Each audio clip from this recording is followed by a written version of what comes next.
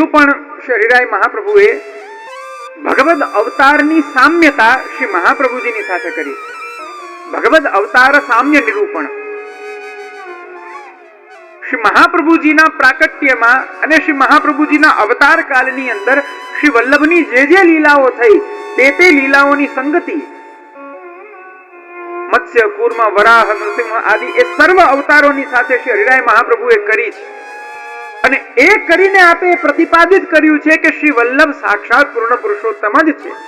જેમ ભગવાન નિસ્સાધન જીવો ઉપર કૃપા કરવાને માટે ભૂતલ ઉપર પધારે છે, તેવી રીતના શ્રી વલ્લભ પણ આવા નિસ્સાધન જીવોને આ ભવસાગરથી ઉગારવાને માટે, સાક્ષાત કૃષ્ણ સંબંધ કરાવવાને માટે, સાક્ષાત ભજનાનંદનું દાન કરવાને માટે આ પ્રાદુર્ભૂત થયા છે. એનું અદ્ભુત વર્ણન 3 શ્લોક દ્વારા શ્રી હરિરાય મહાપ્રભુ કરે છે. 11 વાગ્યા છે. કેટલી ઊંઘ આવે છે. હજી તો આ મારો પ્રારંભ થાય છે.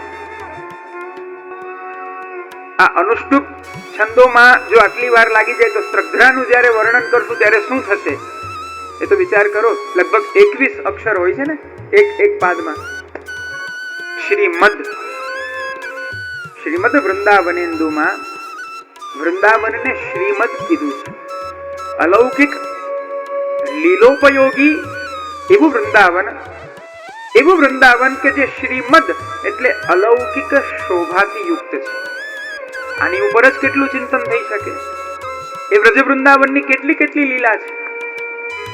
વ્રજ વૃંદાવનમાં પ્રભુની કઈ લીલા થઈ છે તે લીલાના રસાવેશથી ભરપૂર શ્રીમદ આચાર્ય ચરણનું હૃદય છે. આવી એક લીલાનું વર્ણન કરી તેનો સંબંધ શ્રી મહાપ્રભુજી સાથે થાય છે. આમાં સુબોધિની આદિ અનેક ગ્રંથોનું આપણે ચિંતન કરીશું. પણ વહેલા આવો તો હું ત્યાંથી દોડીને નીકળું પોરબંદરથી. અને બીજી વાત, તમારે તો તમારા ઘરેથી આવું છે ને. હું રોજ અપડાઉન કરવાનો છું. ખબર છે આપ સૌને. મારો મુકામ નથી અહીંયા આ વખતે. આવશ્યક કાર્યને લીધે મનસુખભાઈને બધાને વાત કરી હતી કે હું રોજ અપડાઉન કરીશ. તો મારે તો રોજ પોરબંદરથી આવું, પાછું અહીંથી જવું. તો પણ હું આજે એક્ઝેક્ટ 7:40 આપના જુનાગઢની અંદર હું પ્રવેશી ચૂક્યો હતો. અને કાલે તો આ શોભાયાત્રા પણ નથી, સીધું આપણે વક્તવ્ય જ છે. એટલે એ પણ સમય આપણો નથી બગાડવાનો. તો બની શકે તો આપણે સૌ 8:30 પોણા 9 વચ્ચે અહીંયા એકત્રિત થઈએ અને પોણા 9 ની વચ્ચે પ્રારંભ થાય અને બરાબર 12 વાગે પૂર્ણ થાય. પછી જેવું આપની રુચિ, હમણાં અમારે સુરતમાં રાત્રિ સત્ર થતું હતું તો રાતના 1:30 વાગ્યા સુધી પણ ચાલતું હતું. 1:30 પોણા 2 1:40 થઈ જતી તો પણ વૈષ્ણવો બેસતા. પણ ત્યાંના વૈષ્ણવને તો અભ્યાસ છે, આપ સૌને એનો અભ્યાસ નથી. એટલે આજનો દિવસ તો મારે બધી ચકાસણી જ કરવાની છે કે કેટલા વાગે અને ક્યારે બધા ઘેરા ધીમે ઊભા થઈને નીકળે. અસ્તુ. બહુ સુંદર શ્રી મહાપ્રભુજીનું સામ્ય કર્યું છે. એક અવતારનું અદ્ભુત વર્ણન છે. એમાંથી એકાદનું આપણે દર્શન કરીએ. શ્રી કૃષ્ણ સાથેની તો સામ્યતા આપણે આ આખા અષ્ટકની અંદર જોવાના જ છીએ. પણ અન્યાન્ય કોઈ એક અવતારને લઈ અને એની સામ્યતા શ્રી વલ્લભ સાથે જોઈએ કે શ્રી વલ્લભ આપે ભૂતલ ઉપર પધારીને જીવો ઉપર કેવી કૃપા કરી છે. બહુ અદ્ભુત વર્ણન છે. જે રીતના ભગવાન વરાહ દ્વારા, યજ્ઞપુરુષ દ્વારા રસાતલમાં ગયેલી પૃથ્વીને જે રીતના આપે આપના એ દાંતો ઉપર આપે ધારણ કરી અને આપે બહાર પધરાવી, જે રીતના આ પૃથ્વીનું મંગલ કર્યું, એટલું જ નહીં, ગાય, બ્રાહ્મણ, દેવ આદિને જે દુઃખ દેનારા છે, જે દુઃખ દેનારો એવો આ હિરણ્યાક્ષ છે, એનો પણ આપે ઉદ્ધાર કર્યો. આ વરાહ સ્વરૂપની આ લીલા છે. આ વરાહ અવતાર દ્વારા પ્રભુએ આવી લીલા કરી છે. યજ્ઞ પુરુષ થઈને પ્રભુ પધાર્યા છે. શ્રી મહાપ્રભુજીએ પણ કઈ આવી જ લીલા કરી છે આ ભૂતલ ઉપર પ્રાગટ્ય લઈને. કેવી રીતના?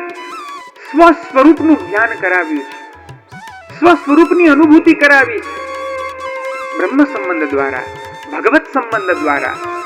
એટલું જ નહીં, જે જે ભક્તોના દ્વેષી છે તેમના પ્રત્યે રોષદૃક્પાત સંપૃષ્ટ ભક્ત દ્વિજ ઇતિ નામતઃ.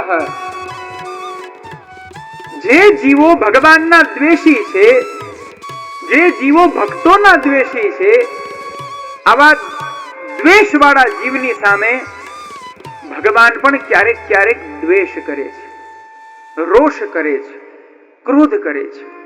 આમાં પ્રભુનો વૈષમ્ય ગુણ નથી, આમાં પ્રભુની વિષમતા નથી. વિષમતા એટલે વેદ શાસ્ત્ર પુરાણ વગેરે પ્રભુને એક આધારે જુએ છે. પ્રભુ આનંદમય છે, પ્રભુ પરમાનંદમય છે, એક સિદ્ધાંતના આધારે જુએ છે. અને એ જ આનંદપણાની અંદર અનેક રસનું ઘટન થાય છે, પણ આનંદાત્મક. પણ એ જ આનંદ રૂપ પ્રભુ જ્યારે જીવોની સામે રોષ પ્રકટ કરે છે, ક્રોધ પ્રકટ કરે છે, દ્વેષ પ્રકટ કરે છે, તો અહીંયા બ્રહ્મના સ્વરૂપમાં વિષમતા જોવામાં આવી. નયસ્ય કશ્ચિત દયિતોસ્તિ કરહિ.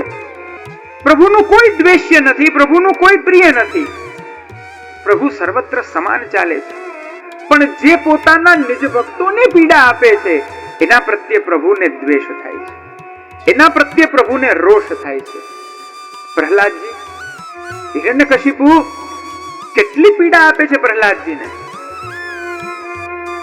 એ પીડાથી જેમનું હૃદય દ્રવિત થયું છે એવા પ્રભુ ત્યાં આપ નૃસિંહ સ્વરૂપે પ્રકટ થયા અને આપે પ્રકટ થઈને આ હિરણ્યકશિપુનો ઉદ્ધાર કર્યો છે.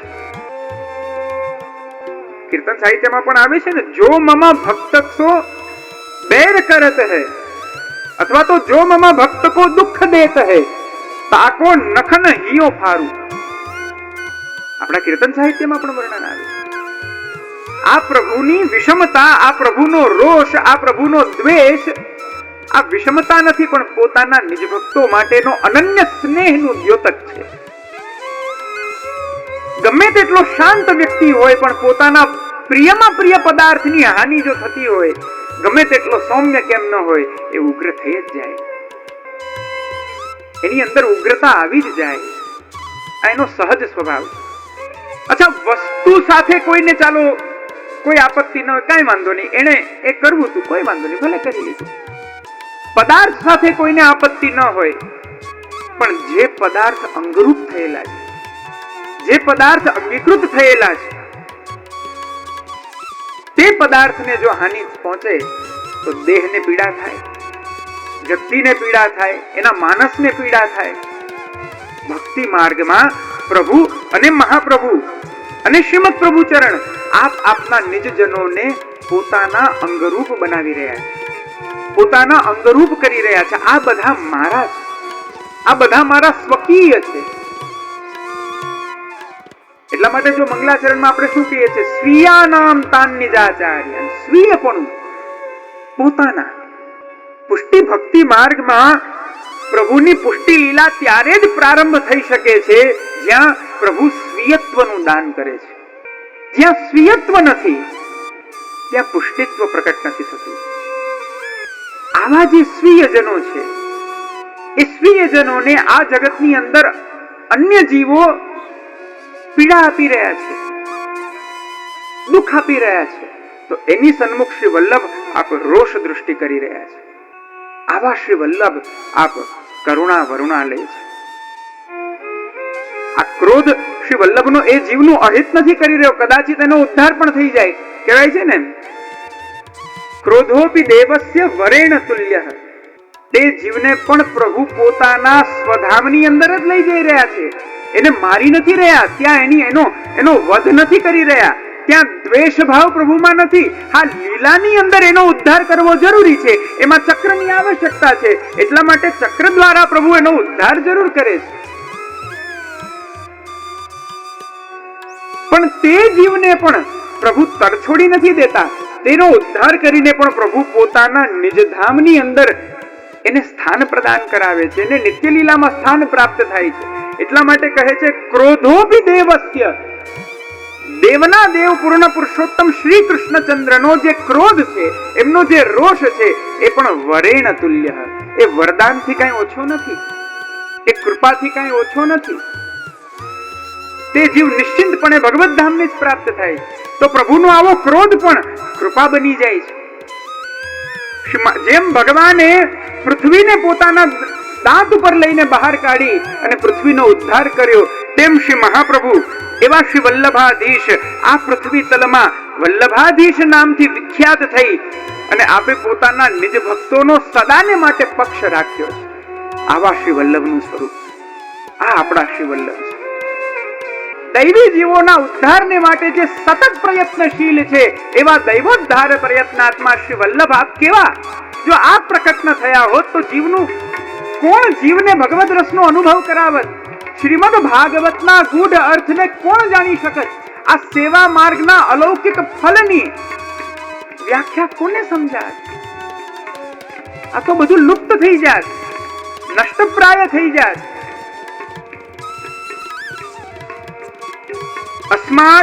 અસ્મદ ભાગ્ય નિધિરનું નામ, આવા શ્રી વલ્લભ એ અમારા ભાગ્ય, અમારા નિધિ છે, અમારું સર્વસ્વ છે.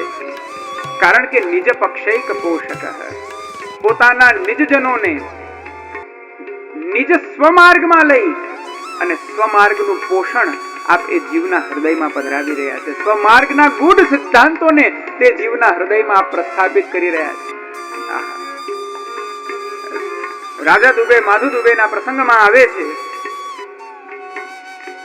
શ્રી વલ્લભ દશમ સ્કંદની પંચમાધ્યાયની નંદ મહોત્સવની લીલાનું આપ વર્ણન કરી રહ્યા છે. અને એ સમયે બંને ભાઈઓ સૂતક કાલમાં શ્રવણ કરે છે શ્રી વલ્લભની આજ્ઞાથી કે બેસો, શ્રવણ કરો, આપને બાધિત નથી કાલ. સમગ્ર લીલાનું શ્રવણ કરીને એમના હૃદયમાં શ્રી વલ્લભે જાણે એવી કૃપા કરી કે સમગ્ર લીલા મૂર્તિમંત પ્રગટ થઈ. આખી રાત્રિ તે લીલાનું ચિંતન થયું. શ્રી વલ્લભને વિનંતી કરી કે નાથ આપ કૃપા કરો, કૃપા વિચારો, મને શરણે લો. શ્રી વલ્લભે સૂતક કાલ નિવૃત્ત થતા આપે નામ નિવેદન કરાવ્યું. ભગવત સેવાની આજ્ઞા કરી તો પોતાના પારંપરિક જે સ્વરૂપ બિરાજી રહ્યું હતું એ જ સ્વરૂપ પધરાવી આવ્યા અને શ્રી વલ્લભે પંચામૃત આદિ કરાવી સેવ્ય કર્યું અને કહ્યું કે આ સ્વરૂપની સેવામાં તત્પર થાઓ. ચિત્તવૃત્તિનો નિરોધ કરીને આવા સ્વરૂપની સેવા કરો. જે સ્વરૂપ એમની માથે પધરાવી આપ્યું, અમારા મહત ભાગ્ય છે કે મુંબઈમાં લાલબાબા મંદિરમાં શ્રી નવનીત પ્રિયાજી આપ અમારી માથે બિરાજી અને અમારી સેવાનો અંગીકાર કરી રહ્યા છે. આમના જ રાજો દુબે, માધુ દુબેના સેવ્ય સ્વરૂપ છે. વિનંતી કરી કૃપાનાથ આ નિરોધની સિદ્ધિ કેવી રીતના થાય? ચિત્તવૃત્તિનો નિરોધ જીવ કેવી રીતના કરે? શ્રી વલ્લભે કૃપા વિચારીને જો નિજ પક્ષૈક પોષક, નિરોધનું સ્વરૂપ આપે બતાવ્યું કે નિરોધના તો બે પ્રકાર છે. એક સિદ્ધ દશાનો નિરોધ અને એક સાધન દશાનો નિરોધ. સાધન દશાનો નિરોધ કૃપાનાથ શું કહેવાય? સમજાવું. જે સમયે જીવને સાધન કરવું પડે છે સંસારમાંથી પોતાના ચિત્તને કાઢી અને પ્રભુમાં લગાવવાને માટે, આ સાધન દશાનો નિરોધ. સંસાર સાગરમાં તપ્ત થતો થતો જીવ સદાને માટે તાપ કરે, હું ક્યારે ભગવત સેવા કરું, હું ક્યારે પ્રભુને સન્મુખ થાઉં. આ સાધન દશાનો નિરોધ. સંસારમાં જતા ચિત્તને ખેંચી, એ ચિત્તને બલાત ત્યાંથી ખેંચી અને પ્રભુમાં લગાડવામાં આવે તે માટે બલાત શ્રવણ કીર્તન સ્મરણ આદિ જીવ સાધન કરે. આ સાધન રૂપ નિરોધ છે. નિરોધની સાધનાવસ્થા છે. અને સિદ્ધ અવસ્થા એટલે ફલાવસ્થા એ છે કે જીવ જ્યાં જાય, જે પરિસ્થિતિમાં જાય, જ્યાં ક્યાંય પણ એની સ્થિતિ હોય, એનું અંતઃકરણ સદાને માટે પ્રભુના યુગલ ચરણારવિંદમાં રહે. ભલે તે લૌકિકમાં રહે, ભલે તે વૈદિકમાં રહે, એની જ્યાં ક્યાંય પણ સ્થિતિ હોય, પણ એનું અંતઃકરણ એ પ્રભુથી લેશ માત્ર પણ વિમુખ ન થયું હોય. આવા માર્ગના ગૂઢ સિદ્ધાંતને જે શ્રી વલ્લભ આવા નિજજનોને આપ બતાવી રહ્યા છે. નિજ પક્ષૈક પોષક અપાર કરુણા સિંધુ. શ્રી વલ્લભ આપ અપાર કરુણા સિંધુ છે. નારાયણદાસ નગર ઠઠ્ઠાવાળા, એમના સેવ્ય શ્રી મદન મોહનલાલજી અમારી માથે બિરાજી રહ્યા છે. જ્યારે પિતા એમને લઈને આવે છે પાલખીમાં, ત્યાંના આખા શરીરમાં ફોડા થયા છે. આપ કઈ કૃપા કરો. દ્રવ્ય મૂકે છે સામે. શ્રી વલ્લભ કહે છે, શું અમે દ્રવ્ય માટે આવ્યા છીએ? આ લઈ જાવ દ્રવ્ય તમારું. તમે દૈવી જીવ નથી, પણ આ તમારા પુત્ર આ દૈવી જીવ છે, અને આ દૈવી જીવના ઉદ્ધારને માટે જ હું અહીંયા આવ્યો છું. ક્યાં છે? બહાર છે. ચાલો ત્યાં આપ પધાર્યા. પાલખી નીચે મુકાવી, પાલખીની ભીતર આપ પધારીને બિરાજ્યા અને બંને ચરણારવિંદ એ નારાયણદાસના હૃદયમાં આપે સ્થાપ્યા. એ હૃદયમાં પધરાવ્યા. એ ચરણારવિંદનો સ્પર્શ થવા માત્રથી ભક્તિ માર્ગના પરમ ફલની એમને પ્રાપ્તિ થાય છે. અંતઃકરણમાં અલૌકિક ભક્તિ પ્રકટ થાય છે. ઘરે જઈને જુએ છે તો શરીરમાં જે કાંઈ પણ રોગ હતો એ કાંઈ જ નથી. અપાર કરુણા સિંધુ. શ્રી વલ્લભ આપ અપાર કરુણા સિંધુ. દૈવોત્કૃતિ પરાયણ. આવા શ્રી વલ્લભ જો પ્રકટ ન થયા હોય તો આપણા જેવા જીવનું શું થાય? અને એ ઉત્સાહથી ભરપૂર થઈને જે ભક્તિ માર્ગને આપ પ્રકટ કરે છે તે ભક્તિ માર્ગ કેવો છે?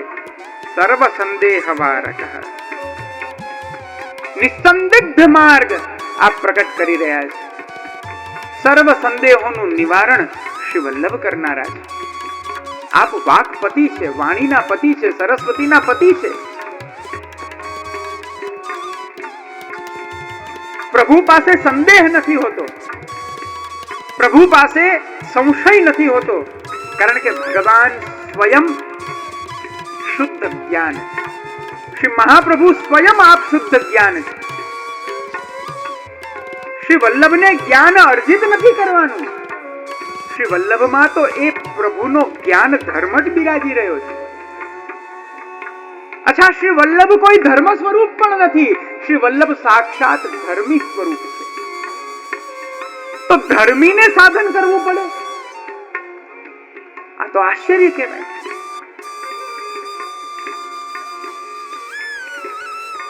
શ્રી મહાપ્રભુ દ્વારા સર્વ સંશયોનું છેદન થાય છે, માયાવાદનું નિરસન થાય છે, બ્રહ્મવાદનું પ્રસ્થાપન થાય છે, ભક્તિ માર્ગનો વિસ્તાર થાય છે. માયાવાદ નિરાકર્તા સર્વવાદી નિરાસકૃત ભક્તિ માર્ગાભ્ય માર્તંડ. આ શ્રી વલ્લભનું સ્વરૂપ. ભક્તિ માર્ગનો આપ પ્રકાશ કરી રહ્યા છે. શુદ્ધ વિજ્ઞાન સ્વરૂપ એ પ્રભુ છે. વેદનો પ્રતિપાદ્ય સિદ્ધાંત પ્રભુ છે. વેદને જાણવાનું સામર્થ્ય પણ પ્રભુ છે. વેદ દ્વારા ઉત્પન્ન થતું જ્ઞાન પણ પ્રભુ છે. વેદમાં ઉત્પન્ન થતી શંકા, એ શંકા પણ પ્રભુ છે. અને એ શંકાનું નિરસન પણ ભગવાન છે.